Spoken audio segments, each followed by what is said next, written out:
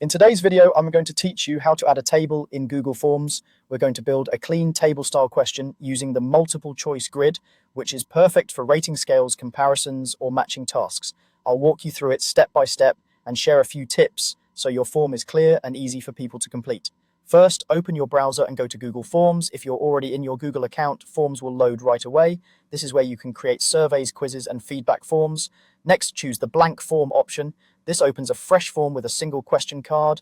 You can rename the form and add a description at any time, but for now, we'll focus on setting up the table. Look at the first question card. On the right side of the question type, there's a drop-down that usually defaults to multiple choice.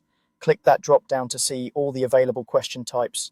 This menu is where you switch from simple questions to more advanced layouts. From the list, select multiple choice grid. This is Google Forms table-style question.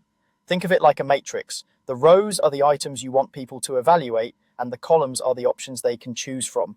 With a multiple choice grid, respondents pick exactly one option in each row.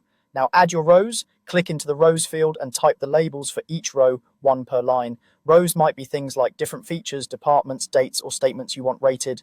Keep row text clear and concise so it stays readable on mobile. If you have a longer statement, consider rephrasing it so it fits comfortably in a single line. Then add your columns, click into the columns field and enter the choices you want people to select from, such as a rating scale like poor, fair, good, very good, and excellent, or categories like option A, option B, and option C. Short, consistent labels work best, and ordering your scale from low to high helps people scan quickly. Before you move on, fine-tune the behavior. Below the grid, you can require a response in each row to prevent skipped items. In the More Options menu for this question, you can also limit to one response per column to avoid duplicates across rows, which is useful for matching scenarios. Keep the number of columns reasonable so the table doesn't feel cramped, especially on smaller screens. That's it. You've added a table to your Google form using the multiple choice grid, complete with clear rows, well-labeled columns, and smart settings to guide response.